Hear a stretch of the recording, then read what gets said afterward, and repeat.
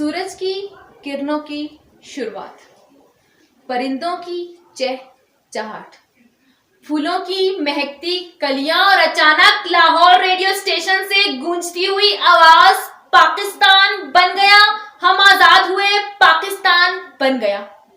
गूंगी हो गई जुबान आज कुछ कहते कहते, हिचकिचा गया मैं खुद को मुसलमान कहते कहते। ये बात नहीं कि मुझे उस पे यकीन नहीं, बस डर गया मैं खुद को साहिबे ईमान कहते कहते। अली वकार, इस पाक वतन को हासिल करने के लिए कायदे आज़म की मेहनत, अल्लामा इकबाल का ख्वाब और लाखों करोड़ों मुसलमानों का खून पानी की जगह, गोश्त गारे की जगह और हड्डियां ईंट की जगह इस्तेमाल हो। कि अली वकार, तब जाकर हमें ये पाक वतन पाकिस्तान हासिल हुआ। लेकिन अली वकार, 73 साल बाद इस ऐवान में एक सवाल उठा है, उभरे थे जो उफक पे वो महताब क्या हुए? तो अली वकार, अफसोस के साथ कहना पड़ रहा है कि वो महताब तो हमने भुला दिए। कि 73 साल से अपने अंदर गमों को समोए हुए ये पाक वतन इस सवाल पे पुकार उठता है कि टिकटॉक पर नाचने वालों को शोहरत देने वालों, तुम्हारे मुल्क को एटमी पावर बनाने वाले अब्दुल कदीर खान को तो पूछने वाला भी कोई नहीं। सलमान खान की फिल्म सुल्तान को करोड़ों का बिजनेस करवाने वालों, तुम्हारी बेटी अरफा करीम के शाहकार को तो पहचानने वाला भी कोई नहीं। कि श्रीदेवी की मौत पर शोक मनाने वालों, कि तुम्हारे राशिद मिन्हास और मेजर अजीज भट्टी जैसे हीरो को गवा देने पर तो इस मुल्क का पत्ता तक हिला नहीं। सुशांत सिंह के हक में आवाज उठाने वालों, अरसों से कगोरों की काल कोठरी में बंद आफिया सदीकी के हाल तक का तुम्हें पता नहीं।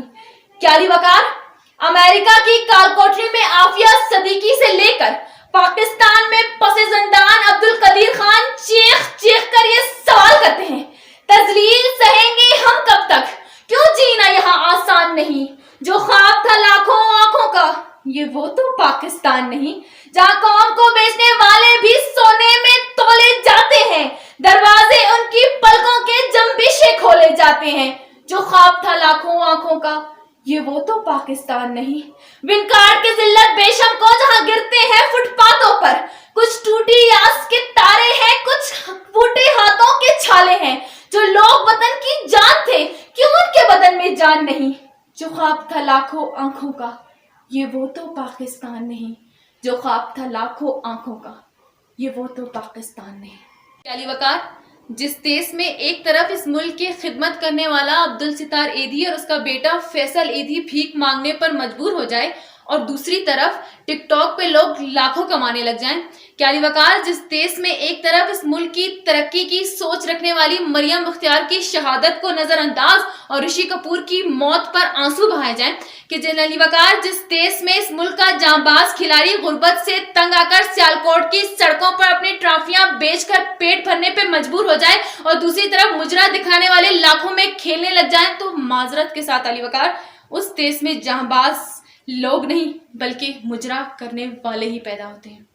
क्या अली वकार, जिस देश में हमारे कौमी हीरो की जिंदगी पर मुबनी किताबें लाइब्रेरी के धूल से लिपटी हुई होती हैं और लैला मजनू की किताबें लोगों के घरों में पाई जाती हैं, कि जहां गाना गाना आसान और कौमी तराना पढ़ना मुश्किल हो जाए, और उस देश के सिस्टम पे तनकीद करने वाली लोगों की सोच को मेरा सलाम।